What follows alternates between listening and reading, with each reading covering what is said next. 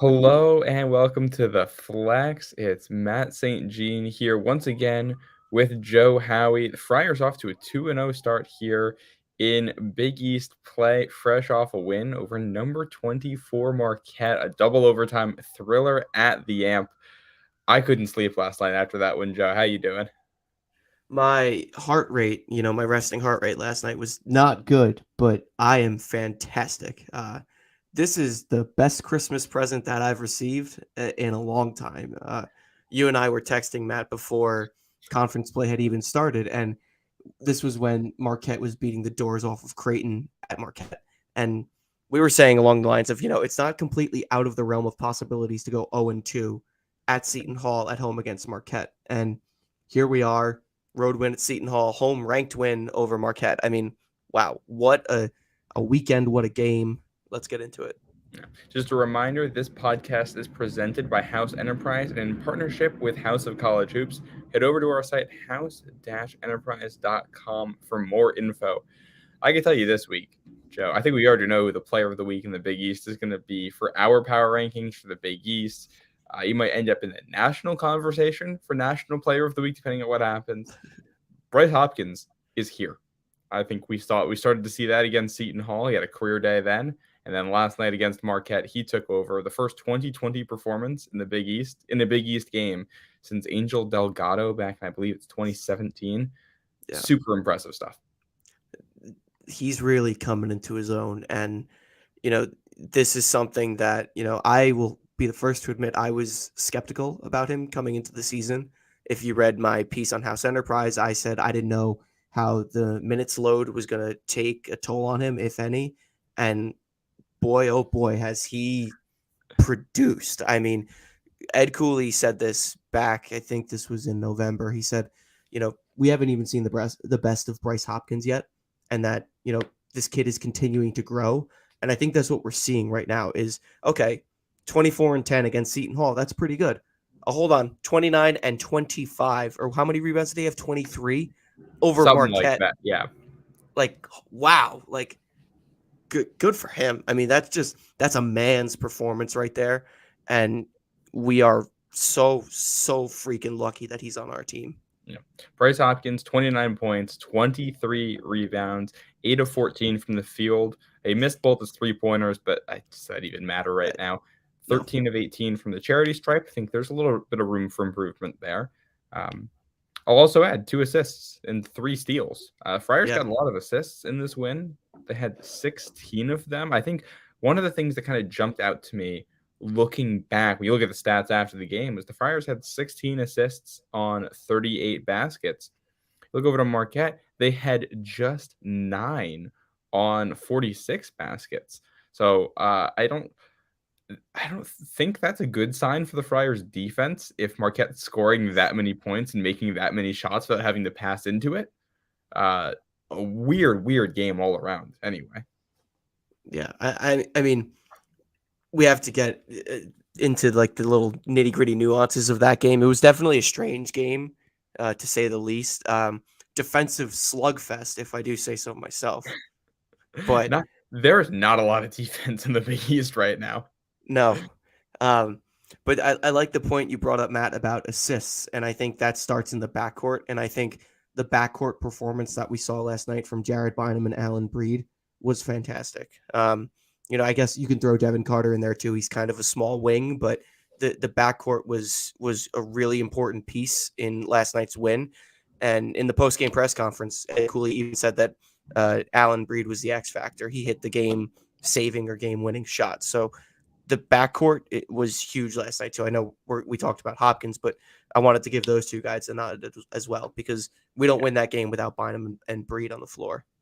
No, Devin Carter was the leader in assists. He had 4 of them. Bynum had 3 assists, and Alan Breed had 3 assists. So if my math is math in here, that right there is 10 assists combined with your starting. It's not your starting backcourt, but your finishing backcourt. Those guys did not come off the floor late. They played from 6 minutes left, something like that, all the way through the end of the second overtime, which I was watching, and I was just, especially when it was late, I was like, why is Noah Locke not getting any run here? I understand the defensive concerns, but ended up working out. Allen Breed hit that huge three.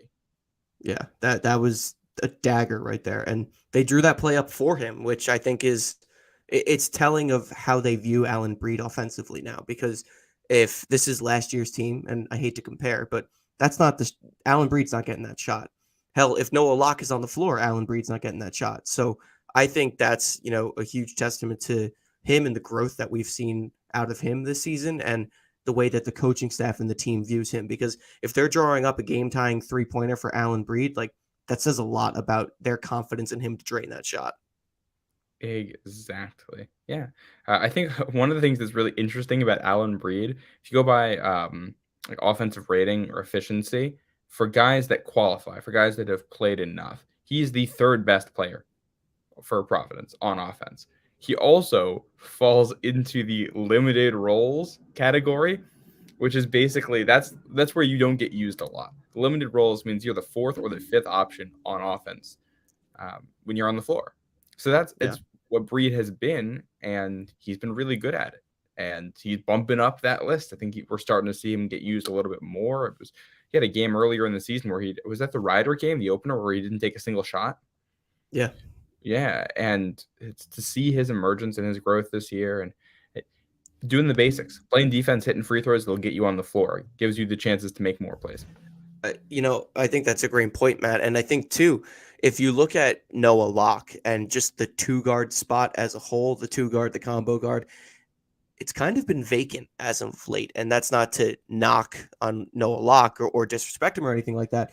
But Noah Locke starts the game strong. They draw a couple of plays for him. He gets a shot to fall early, and then he kind of slowly backs out of the game. And you'll see Pierre or Breed in this instance get those minutes. So I thought that was an interesting dynamic that I've been watching unfold over the past couple of weeks. And the past two games, really, it's been Breed that's been logging those minutes late and, playing that combo two guard role. Yeah, which I think is really interesting. I know we're talking about the Marquette game, but I do want to go back um, and talk about the Seton Hall game briefly because I thought Noah Locke had maybe his best, not his best performance, one of his better performances of the season in that one. He was the guy that led the Friars in scoring right off the bat. He hit two of the first four field goals the Friars had, got an early bucket there in the second half. So he was the spark plug. But then also, Kadari Richmond going for 28 points on Saturday afternoon. A lot of that was when Noah Locke was guarding him or attempting to guard him. Yeah. And I think when you look at the discrepancies between Locke and Breed, the defense, favors Breed totally because, like you said, Matt, for the times that, Locke was on Kadari Richmond, he was playing with his hair on fire. And And listen, Kadari Locke, Richmond's very good. no, he is a very good player. We made him look like an NBA All-Star at the Prudential Center on Saturday. And this is kind of who we knew Noah Locke was going to be coming in too. If you watch, like I was doing my prospect deep dives over the summer for Big East Coast Bias, and the thing that stood out for Noah Locke was like he's a good ball handler, not good handler, good ball mover. He'll facilitate pretty well. If he's your secondary ball handler, you're going to be all right on offense. He'll hit more shots. He's probably a better shooter than AJ Reeves was by just a little bit throughout his career, but he doesn't do much outside of that. He's not very good at driving. I think we've actually seen him get better at that this year than he was in the past. And he's hit more mid-range stuff this year, which he's good at. Defense, he's like sophomore year AJ Reeves in a smaller body. Yeah, I just remember, wow, that's throwback. I remember when AJ Reeves was tasked with the defense of one of the Hauser brothers, and they lit us up at the dunk. So I think that's a great comparison. No Locke liability on defense. I did notice that he is driving more. He likes to drive and pull up from mid range. Yeah. He loves to do that. He has like no hops. Like that dude, he cannot jump. To- So him around I would rather have Jared Bynum around the rim than Noah Locke. Oh, totally. The amazing thing is, Noah Locke and Devin Carter are both listed at 6'3", but they play, Matt, and I'll credit you with this. They play two totally different styles of basketball. Devin Carter plays long and athletic like a power forward, and Noah Locke plays like a 5'8" point guard. Oh yeah, it's hilarious. I was looking. What do you call it? Bart Torvik's website, which is a super handy site in general if you want specific stats. It breaks down your shooting percentages based on where your shots fall on the floor. No player has taken less shots that are marked as a close to than Noah Locke. He has 4 attempts there. Corey Floyd has more. Of the guys that have given real minutes to this team, guys, scholarship players, nobody has less than Noah Locke around the rim. The funny thing is too is when you say Corey Floyd, I just mentally think of him taking a corner three. Like that's how he's ingrained himself in my brain to this point in the season. So the fact that you say that is hilarious. Yeah. And it's Corey Floyd is 3 for 5 from close to. Noah Locke is 3 for 4. So yeah, that's not. But he has more mid-range shots than anybody on this team right now. That's where he likes to be. And that's Noah Locke does not get to the free throw line that often too. And that's why. Yeah. That's totally why. Yeah. All right.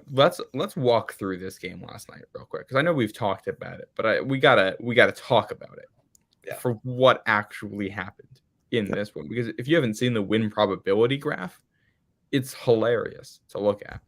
Do you see it, Joe? Are you sharing your screen? I can't see it. I'm not. I tweeted out a picture of it earlier. It's Is it on Ken Palm? Yeah. The Ken Palm one is it is ridiculous what it looks like. The Friars had as low as a 6.1% chance of winning this game. That was in that scoreless streak at the end because Marquette was scoring.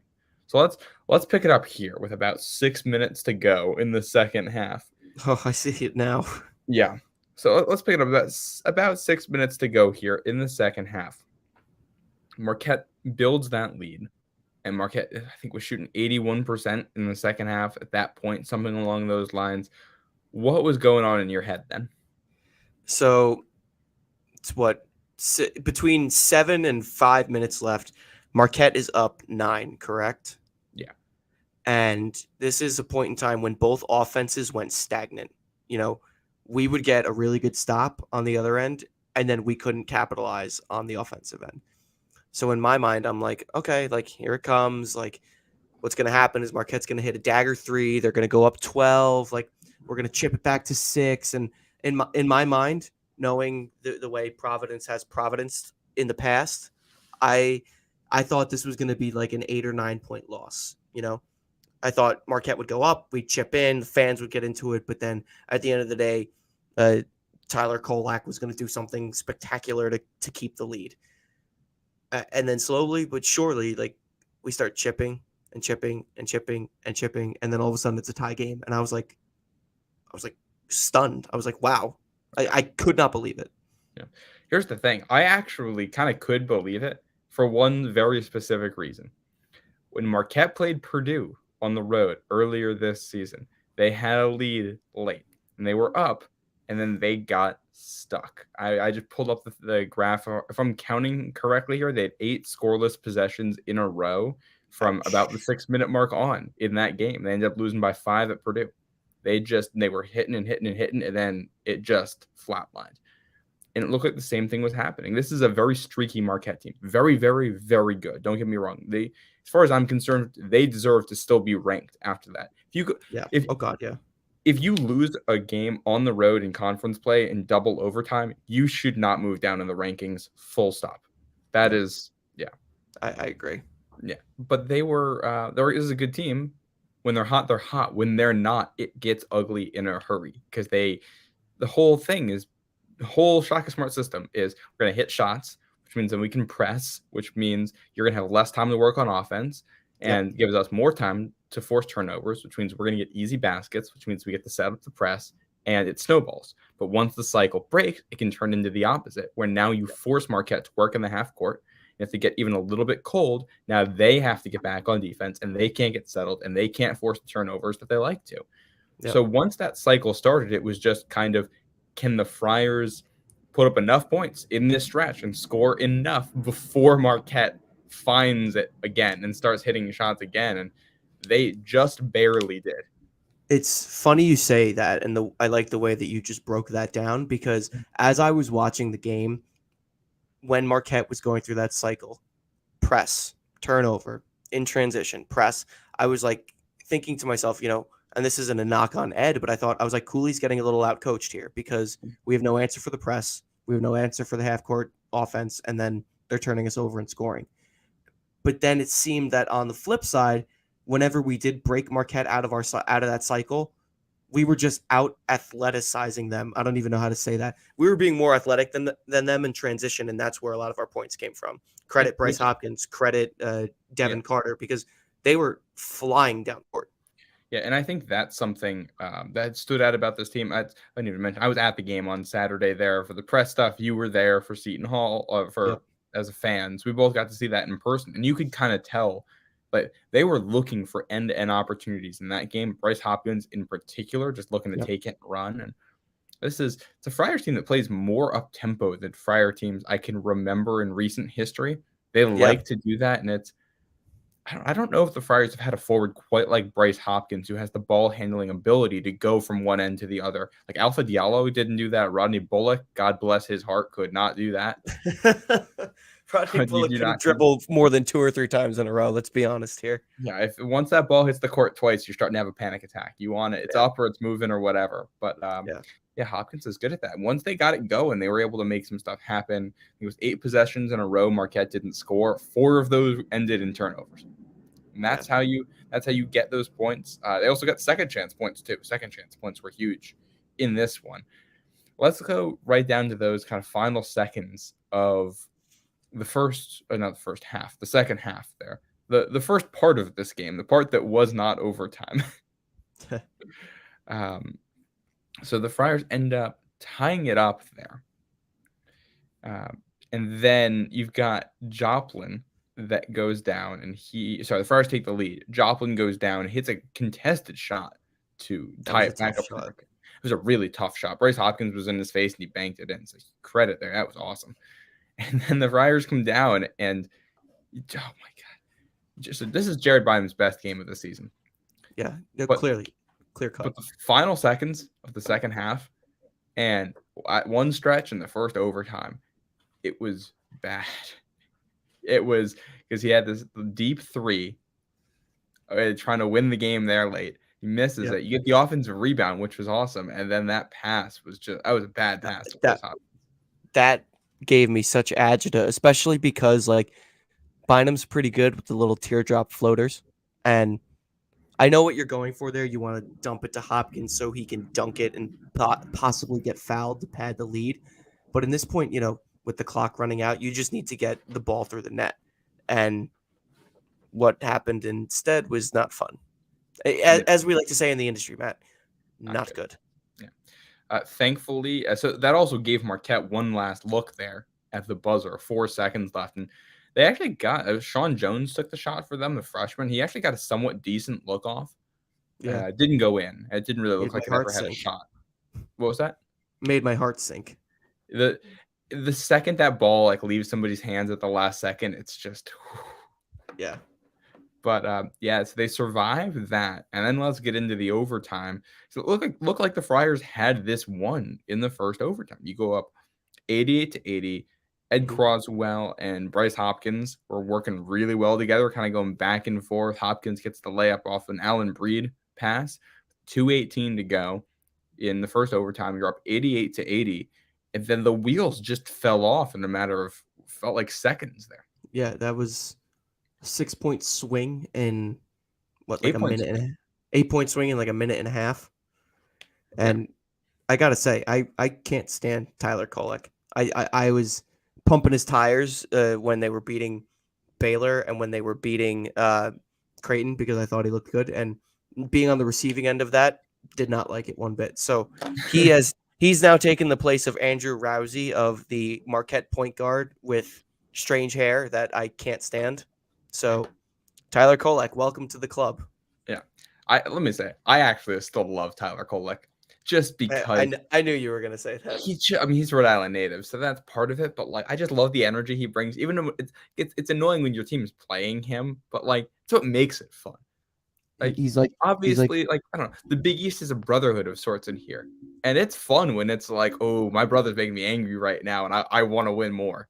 Like it's that type of thing that's like your brother knows how to push your buttons in a way that other people don't, and that's what that felt like there with Tyler Kolek and Stevie Mitchell too. Stevie Mitchell was getting into it, slapping the floor a whole bunch. I did not see that coming. If well, Stevie Mitchell, what was his stat line? Him slapping the floor really pissed me off because I was like, hold on a second. Stevie, he's what, number Number 4? 4, yeah, he had He 0 had points, 0 points 2 rebounds, 1 steal, and and 4 4 fouls. fouls. I was like, I saw him slapping the floor at Bynum, and I was like, how many points does this guy like? It's not like it's Tyler Kolek or Cam Jones I, slapping the floor. I was like, you have 0 points. I get yeah, it from like a rah-rah perspective, like getting your team up, but like, come on.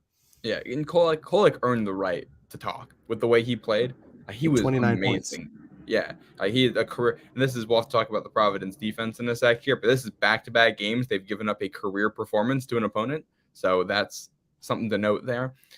This is who Kolek is, and I think there's mutual respect kind of off the court, and on the court it's all right. We're going at it like this. We're going full at it. And he played really well. When you do that, you have earned the right to talk. Stevie Mitchell being out there, I love the ambition behind it, but you got to back it up. And it's not even like Marquette is like they go up 9 and he slaps the floor. It's like Marquette goes up like a possession, like 2 Yeah, points or 1 point, and he's like smacking the floor. I'm like, okay, time and place, pal. yeah, yeah. Anyway, going back to that sequence, you have a Devin Carter turnover. Tyler Kolek steals it. He lays it in after he had hit a free throw before. So that pulls it within 5. Then he makes another layup pretty shortly thereafter. I think there was a turnover on that. I'm just going through the box score trying to refresh myself. And then a Jared Bynum turnover, Tyler Kolek steal, layup.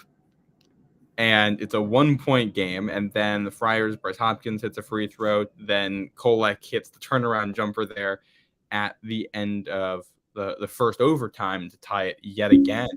But he just took over in that period. That was almost like Bynum at points in the Xavier game last year, Yeah, where it's just like, yeah, all right, we're just gonna go to him and he's gonna get the points for us. yeah. You got to be more careful with the ball around Marquette too. You can't if you're up We, 8 in that position, they're trying to force turnovers. I was gonna say late game. I mean, easier said than done now that we won, but late game defense and protecting the basketball, we did not do a good job of that. No, the late game execution was good enough to win, but worse Right. than we saw last year. Yeah. That you know what? All I could think of going back to the end of regulation with Jaron Bynum's pass, it looked like a miscommunication with Hopkins Yeah. and what was going on there. All I could think of was the games last year, and the word luck was just ringing in my head because it's like that right there is the reason why they call it luck in the stats, because I don't know if Bynum or Hopkins really made a bad play there. They just weren't on the same page. And the No. fact that it happened in that situation gave Marquette a chance to win the game. Yeah. Like and that's why they say it's luck, because it Yeah. just happens. You make It's a just pass, you're not on the same page. All of a sudden, the other team wins the game, and that's it. that's exactly how it works. Look at actually speaking of Xavier, you look at the Xavier game at Xavier last year. They missed the shot, and Minaya gets the rebound over whoever else was down there. It was probably Fremantle, dishes it out to Durham, who then gives it to Bynum. Like Xavier missing the shot and not getting the rebound is sure unlucky, but it put us in a position to win the game. Yeah. In those Xavier games last year, Providence swept Xavier. In Yeah, the 2 games they played, on 3 different occasions, Xavier had the ball with a tied game and the shot clock off and did not score. yeah, It's good defense, and it's also a little bit of luck, but you'll take it. Speaking of that last Xavier game, this is now the last 3 Big East games played at the AMP. There have been 5 overtimes. Oh God, I Yeah. I can't with the overtimes, man. Let me tell you.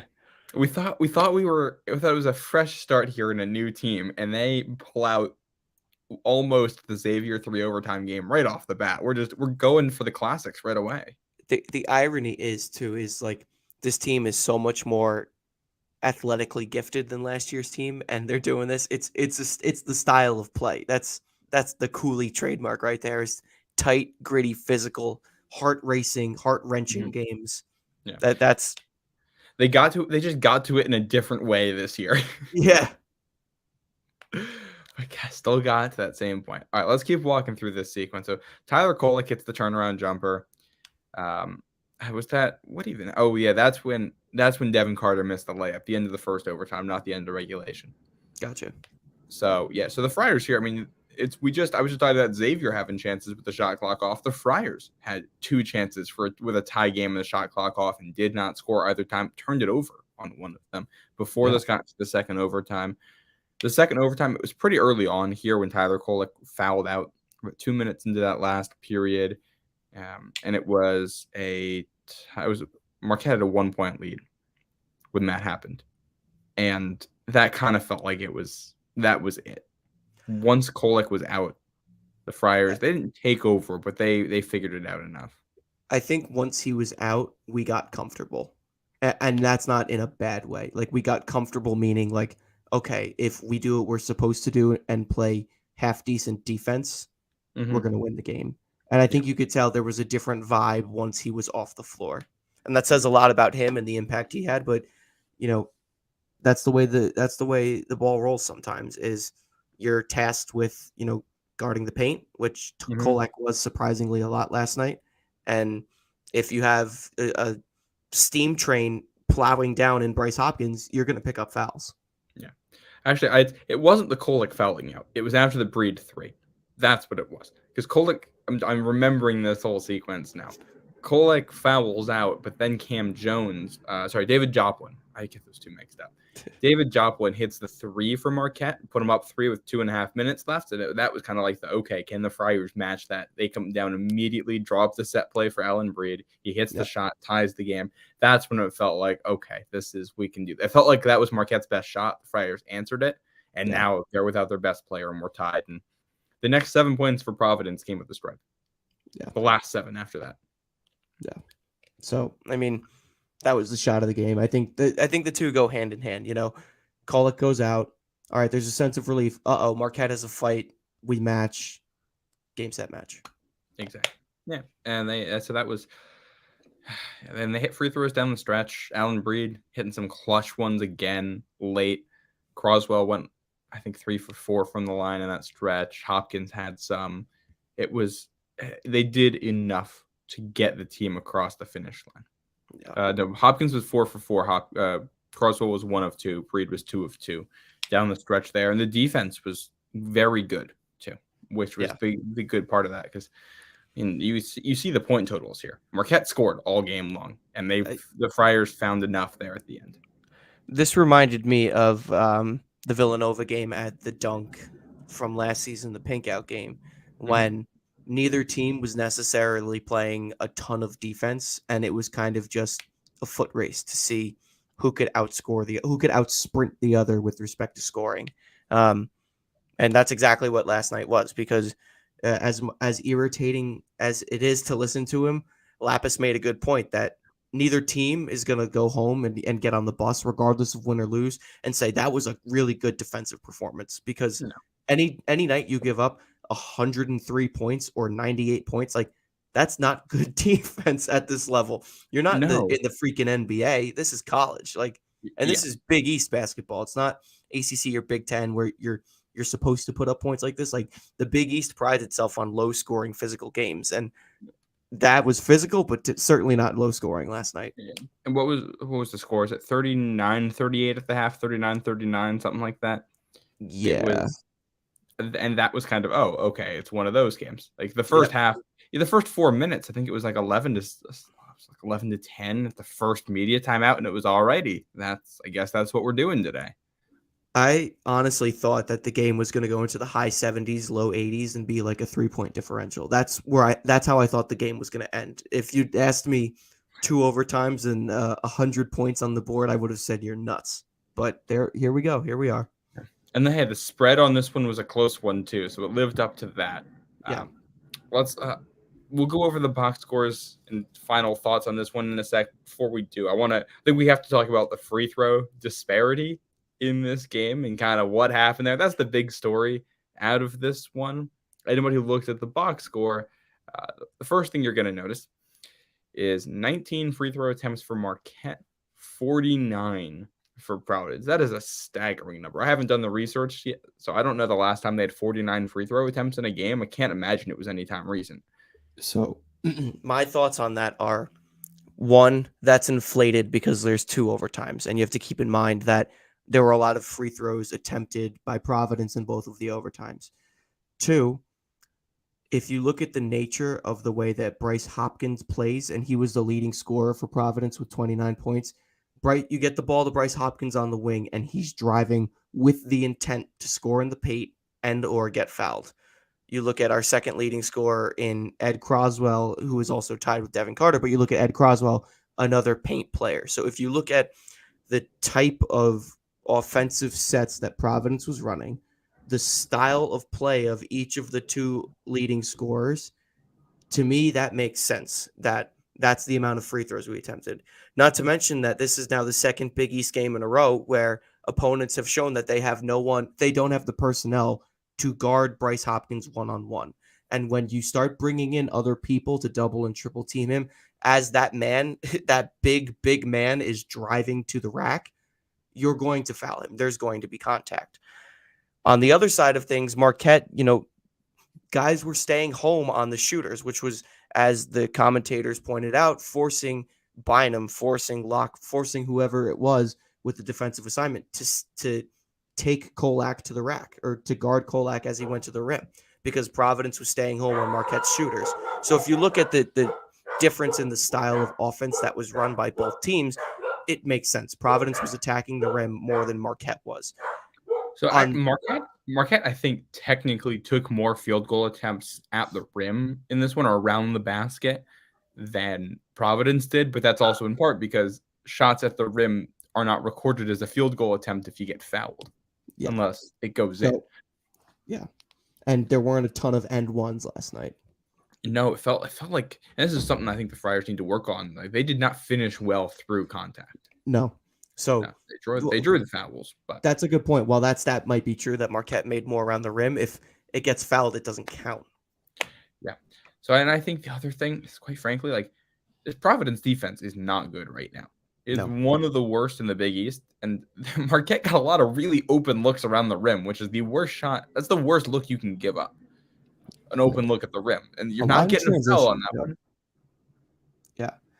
The one thing with the whole narrative and the storylines around the free throw disparity that kind of irritated me, and we talked about this before we started recording, is that Kolek and Shaka were speaking to it in the post-game press conference. I know they weren't being Dan Hurley saying that the refs lost them the game, but like I actually, to give him credit, Anonymous Eagle on Twitter said, like, you have to outplay the way that the refs ref. And if Providence is going to the line, what's that number? 49. But they're missing 14 attempts, the door is still open for Marquette to come back in. And I think that is the important takeaway here is a lot of people in the national media are going to talk about the free throw disparity, and that's fine because there is one. You have to look at the amount of free throws that Providence missed and the type of team that Marquette is. If Providence is leaving the door open, 14 points unanswered on the floor, that's a window of opportunity for Marquette to come in and score. Yeah. And I mean, guys like Devin Carter and Bryce Hopkins are in the top 100 for free throw rate. They get to the line. It's some of the best rates in all of college basketball, and they were that way coming into this game. That's who they are as players. This team actually had a higher free throw rate in the opener against Rider. And they shot less free throws, but that game went to regulation. But it was insane how many free throws they took in that one relative to the number of shots attempted. Yeah. So this is not that much of an aberration even for this Friars team. It is just who the Friars are. Marquette's a very aggressive defensive team too. They're usually pretty good about not fouling, but they've gotten into trouble before. This is a little extreme for them, and I think the Friars got a friendly whistle, but you're at home in the Big East too. That happens. I suspect the Friars are going to be on the rough end of one of these down the stretch where the call is just not going their way. Marquette's going to have a night where they're working in their favor. That's the way it goes. Rob Dowster, Field 68. He's a UConn guy. On the podcast last night, the reaction pod, he was kind of defending the refs and saying that's the way it goes. Like it was probably not a kind whistle for Marquette, and that's going to happen some nights. But echoing everything we're saying right now, that you look at the styles of the teams and the way the game played out, and if you watch the game back, I don't think you would find a lot of opportunities that are going to leave you really scratching your head saying, this seems odd, other than general ref inconsistencies that happen.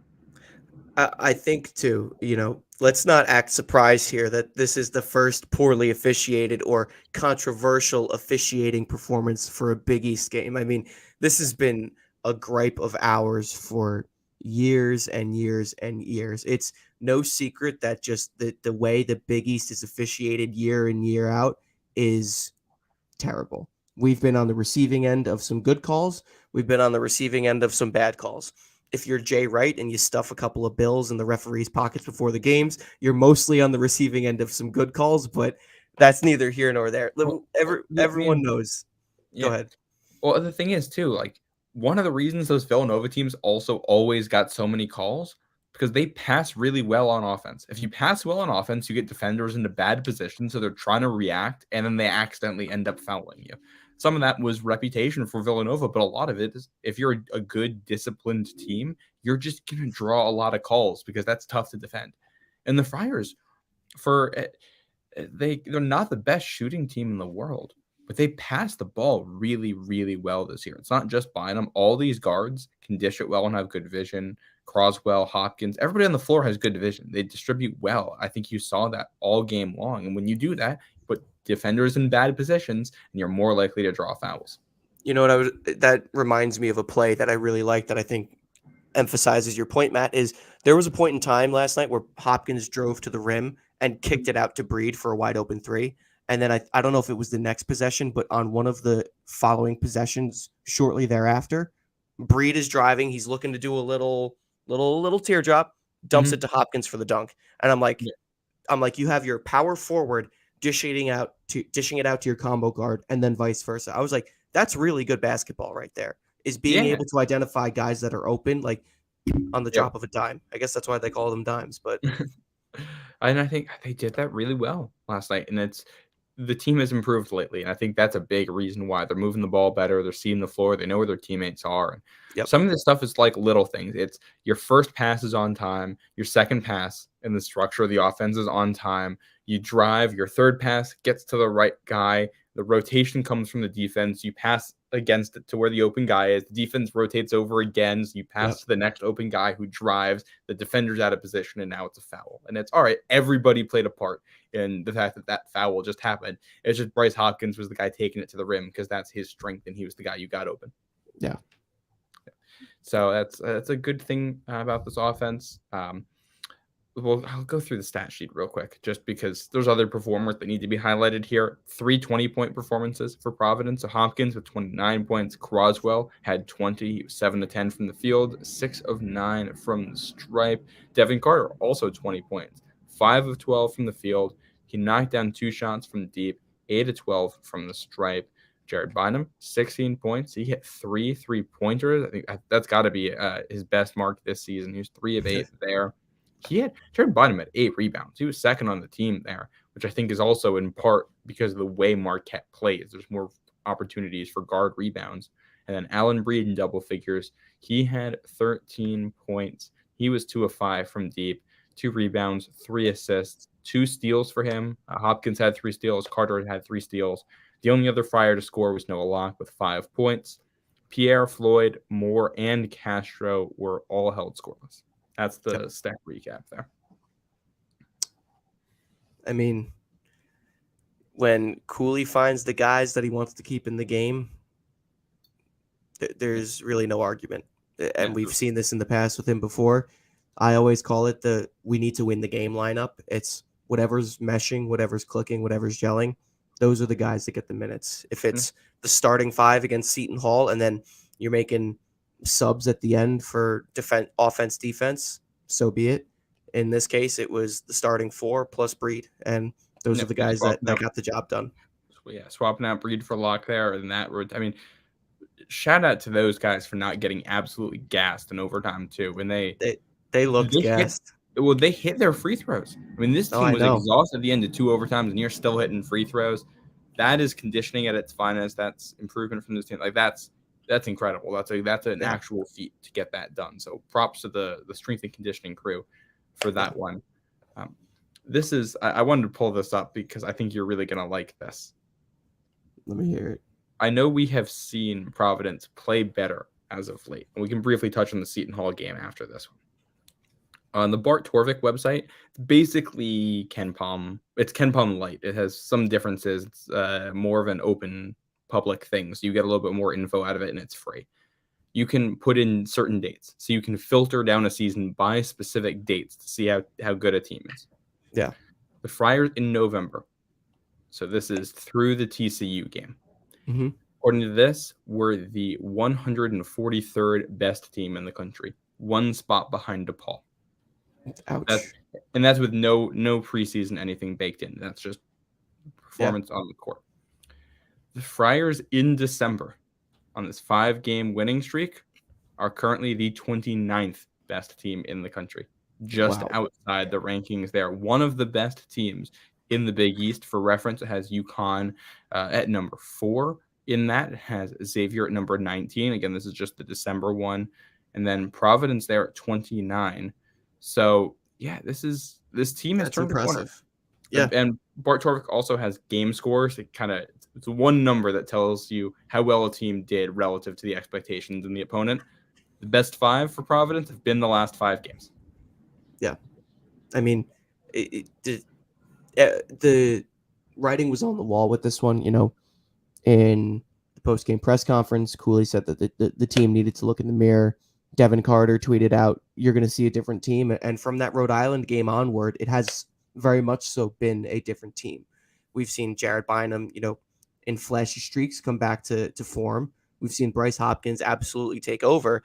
And I think 2 of the unsung heroes here are Croswell and Allen Breed, who Croswell has just been holding his own in the paint. He is fantastic in tight spaces underneath the rim. I'm eager to see what he can produce against the Sonogos, the Donovan Klingons of the world, of the conference. And Allen Breed, we touched on him earlier. He's just he's coming into his own, and he's settling into a very nice piece off the bench right now. He really is. I think they're going to have to figure out some more depth options once we get deeper into Big East play. Like, you need to get something from Clifton Moore. Yeah. I think that's number 1. Or Rafael Castro. You need to get something from one of them. I think you need Noah Locke to be a playable guy out there. You need his defense to improve enough and his shooting to be there so you can put him on the floor and make things work. Yeah. And if you get something from Jaden Pierre too, he's already given you a lot this year. So if you can get something from him, then you're happy with it. Yeah. I think the key to success is keeping a tight rotation. I think if we can get like 8 guys that we really trust on the floor, I think we'll be in a good spot come March. Yeah. We got 5 or 6. Now you got to add 7 and 8. We'll wrap up here quickly. A couple of miscellaneous stats too while we're doing it. I mentioned the number of free throws the Friars had, that 49. It was the most that they've had since January 5th, 1999, an overtime win against West Virginia. They had 59 in that game, which is incredible. It was the 5th most in program history there. So that is certainly something. This is a Providence team that, according to KenPom, is currently the 3rd best offensive rebounding team in the country. You mentioned Ed Croswell. He is 9th, and then Bryce Hopkins is 299th. Those are the 2 guys in the top 500 there. So that's where the offensive rebounding is coming from. This team's not great at shooting, but you don't have to be if you can get extra looks, and those looks usually come right under the hoop. Yep, exactly. Yeah. Do we want to let's very briefly here touch on Seton Hall. Give me your 60-second thoughts on that game on Saturday. Wow. I thought, we showed a lot of fight, going down 9 on the road, and you and I were both there. The rock wasn't necessarily full, but it was bumping nonetheless. I thought it showed a lot of heart, a lot of grit. I think, Bryce Hopkins coming on in the second half, 10 second half rebounds, putting up 24 points. I think it was 16 points in the second half. That might be incorrect, but 16 Hopkins points in the second half. Croswell each 16 points in the second half. I think, that was the game right there. I think what's his name? Alexis Yetna for Seton Hall hurt them defensively in the post because we really had our way. But with that said, we didn't have an answer for Kadari Richmond either. So there was a push and pull there.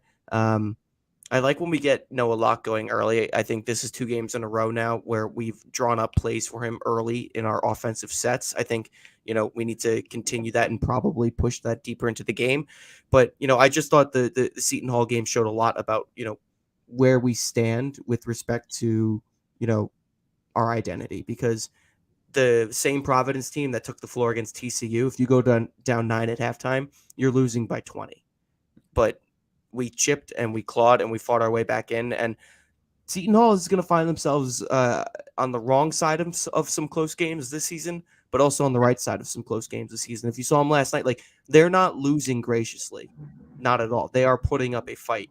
They need to mature a little bit before they start racking up wins that are within 3 or 4 points, but they'll get there. The Seton Hall is a very good team. Yeah, almost beat Xavier. Yeah. There's back-to-back games now to start Big East play where Seton Hall's had a chance for a 3 to tie it late, and they've missed it both times. So they're close. They're knocking on their. That team has been in a rough spot, and the Siena loss is bad. They've had some bad stuff, but I think that's covering up the fact that they have come into their own a little bit here recently or this last week and put up some tough fights. We'll see what Seton Hall looks like going forward. I think that's going to do it for us, though, on this episode of The Flex. Friars starting 2-0 in Big East play. They get their first win outside of Rhode Island on Saturday, and they get their first ranked win of the season on a Tuesday night at the AMP. Came back from down 9 in both games, so a pair of comeback victories there. Schedule ahead here. Friars have some time off. They do not play until next Thursday at Butler, traveling out to Indianapolis. That'll be December 29th. They will stay in the Midwest for a game on New Year's Day at DePaul after that one. So that's the road ahead. Friars get Christmas off. I think we're also going to take Christmas off here and celebrate the holidays in style. So we'll be talking to you after. For Joe Howie, I'm Matt St. Jean. This has been The Flex. Thanks for listening. Merry Christmas.